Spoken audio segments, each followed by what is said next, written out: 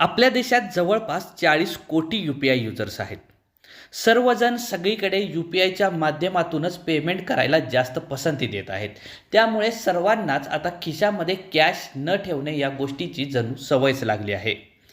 2023 मध्ये UPI वापरून देशात आपल्या देशात जवळपास 16 लाख कोटींपेक्षा जास्त व्यवहार झाले आहेत.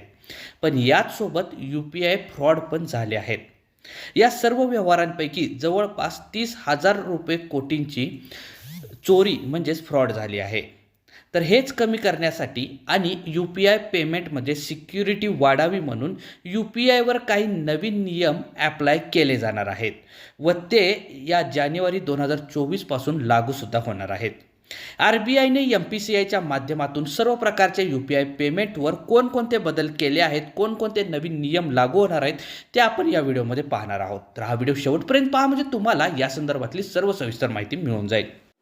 तत्पूर्वी तुम्ही अजूनही आपल्या मराठी इन्फॉर्मर या चॅनेलवर नवीन असाल तर चॅनेल सबस्क्राईब करा आणि साईडला येणाऱ्या बेल आयकॉनवर प्रेस करून ऑल नोटिफिकेशन ऑन करा, कारण इथून पुढे जेव्हा असेच माहितीपूर्ण आणि नवनवीन व्हिडिओ आम्ही अपलोड करू तेव्हा त्याचं नोटिफिकेशन तुमच्यापर्यंत सर्वप्रथम येत राहील. नमस्कार मित्रांनो, मी रोहित आणि तुम्ही पाहत आहात मराठी इन्फॉर्मर रोहित गोरे हे यूट्यूब चॅनेल. तर RBI थ्रू आता UPI पेमेंटमध्ये नेमके कोणकोणते चेंजेस होणार आहेत ते आपण एकानंतर एक असे पाहणार आहोत. तर पहिला नियम आहे, तुम्ही न वापरलेले सर्व ॲप्स आता लॉक होतील. म्हणजेच काय की या नियमानुसार गुगल पे असेल, फोनपे असेल, पेटीएम असेल यासारखे कोणतेही UPI ॲप तुम्ही तुमच्या मोबाईलमध्ये इन्स्टॉल असतील, पण संपूर्ण वर्षभरात तुम्ही जर यापैकी एखाद्या ॲपचा एकदाही वापर केला नसेल, ते ॲप वापरून एकदाही पेमेंट केलं नसेल तर ते ॲप तुमच्यासाठी रद्द केलं जाईल. म्हणजेच थोडक्यात उदाहरण म्हणजे 1 जानेवारी 2023 ते 31 डिसेंबर 2023 मध्ये जर तुम्ही एखादं ॲप वापरून एकदाही व्यवहार केला नसेल, फॉर एक्झाम्पल समजा फोनपे असेल आणि फोनपे वापरून तुम्ही एकदाही जर व्यवहार केला नसेल तर ते ॲप रद्द केलं जाईल. तुम्हाला ते ॲप तिथं पुन्हा नवीन लॉग इन वगैरे सगळ्या गोष्टी करूनच वापरता येईल. करंट लॉग इन तुमचं त्यासाठी रद्द केलं जाईल. हा होता पहिला नियम. दुसरा नियम आहे डेली पेमेंट लिमिट. UPIचं आता डेली पेमेंट लिमिट कमी केलं जाणार आहे. ते आता फक्त 1 लाखापर्यंतच असणार आहे.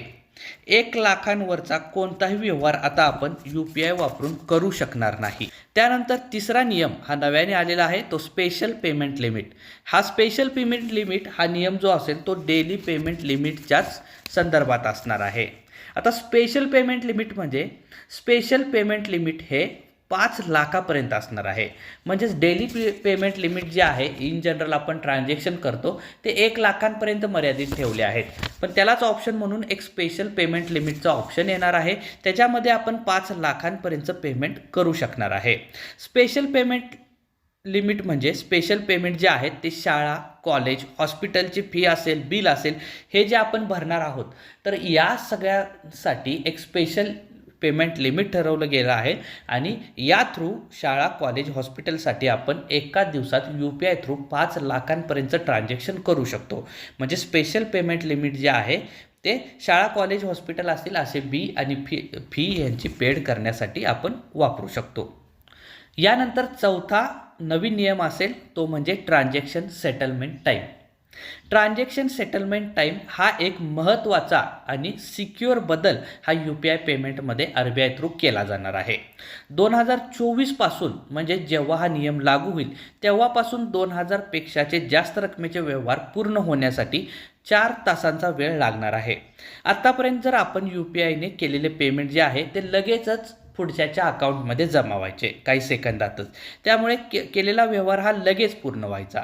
पण ट्रान्झॅक्शन सेटलमेंट टाईमचा जर नियम लागू झाला तर यानुसार तुम्ही 2000 पेक्षा जास्त जे रकमेचे व्यवहार करणार आहात ते कंप्लीट होण्यासाठी 4 तासांचा वेळ लागणार आहे.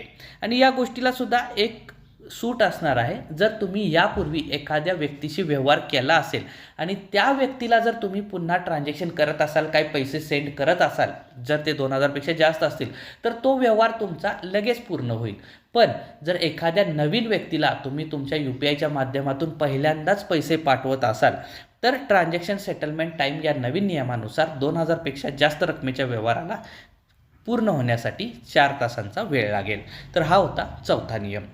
त्यानंतर 5वा नियम आहे बँक अकाउंट नेम UPI मध्ये डिस्प्ले होणार. आता UPI पेमेंट करताना आपल्याला ज्याला आपण पैसे पाठवणार आहोत त्याचे खरे नाव आपल्याला UPIला दिसणार आहे. त्यामुळे बँक डिटेलमध्ये असलेले नाव म्हणजे ज्या व्यक्तीला आपण पैसे पाठवणार आहे त्याच्या बँक अकाउंटमध्ये ज्या पद्धतीने नाव आहे, बँक डिटेल ज्या पद्धतीने आहेत त्या पद्धतीनेच आपल्याला नाव आता UPIवर त्याचं नाव डिस्प्ले होणार आहे. यामुळे आपल्याला पैसे सेंड करताना एक ट्रान्सपरन्सी येईल आणि एक खात्री होऊन जाईल की आपण पुढच्या माणसाला ज्याला पैसे पाठवणार आहात तो माणूस तोच आहे, म्हणजेच आपला कोणताही इथे फ्रॉड होत नाही. तर हा एक महत्त्वाचा बदल होता. त्यानंतर 6वा नियम आहे UPI क्रेडिट लाईन. हा एक महत्त्वाचा बदल असणार आहे. UPIने पेमेंट करताना आत्तापर्यंत बँकेत पैसे असणे आवश्यक होते, पण इथून पुढे जर बँक अकाउंटमध्ये पैसे नसतील तर बँकेला रिक्वेस्ट करून आपण क्रेडिट घेऊ शकतो व पेमेंट करू शकतो. ही सर्व्हिस बँक तुम्हाला क्रेडिट स्कोअर व ट्रॅक रेकॉर्ड चेक करूनच देईल. म्हणजेच आत्तापर्यंत आपण UPIमध्ये पेमेंट करायचो, जर आपल्या अकाउंटमध्ये पैसे नसतील तर आपल्याला इनसफिशियंट अमाऊंट असा एरर यायचा. तर आता इथे आपण जर अशा केसमध्ये बँकेकडून काही क्रेडिट घेऊ शकतो आणि ते क्रेडिट घेऊन आपला व्यवहार त्याच वेळेला कंप्लीट करू शकतो. आता जेव्हा बँक आपल्याला क्रेडिट देणार आहे तेव्हा बँक आपला क्रेडिट स्कोअर आणि आपलं पूर्वीचं ट्रॅक रेकॉर्ड पाहून ते सर्व योग्य असेल तर बँक आपल्याला क्रेडिट देईल आणि हे सर्व UPI क्रेडिट लाईन हा जो नवीन बदल होणार आहे या माध्यमातून होणार आहे. यानंतर 7वा बदल पुढचा असेल तो UPI ATMचा. आता RBIने जपानच्या हिताची कंपनीशी करार केला आहे. त्यामुळे लवकरच आपल्या देशामध्ये UPI पेमेंट सगळीकडे प्रोव्हाइड केलं जाईल आणि त्यामुळे ATM कार्ड, क्रेडिट कार्ड ज्या पद्धतीने आपण पैसे स्वॅप करतो, काढतो, ATMमधून काढतो त्याच पद्धतीने आता आपण UPI ATM ने सुद्धा पैसे काढू शकतो, स्वॅप करू शकतो. तर हेच काही महत्त्वाचे बदल होते ज्या थ्रू आपण आता UPI पेमेंट करत असताना आपल्याला या सर्व गोष्टींची काळजी घेतली पाहिजे आणि हे महत्त्वाचे बदल आता या 2024 या वर्षामध्ये आपल्या UPI पेमेंटवर लागू होणार आहेत.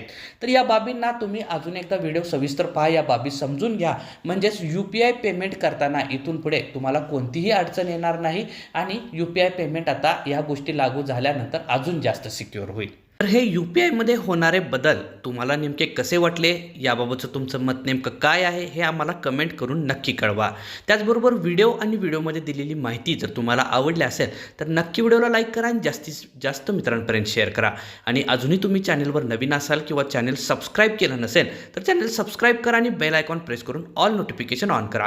म्हणजेच इथून पुढे जेव्हा असेच नवनवीन माहितीपूर्ण व्हिडिओ आपल्या चॅनलवर अपलोड होतील तेव्हा त्याचं नोटिफिकेशन तुमच्यापर्यंत सर्वप्रथम येत राहील व दररोज तुम्हाला फ्रीमध्ये नवनवीन माहिती पाहायला मिळत राहील. धन्यवाद.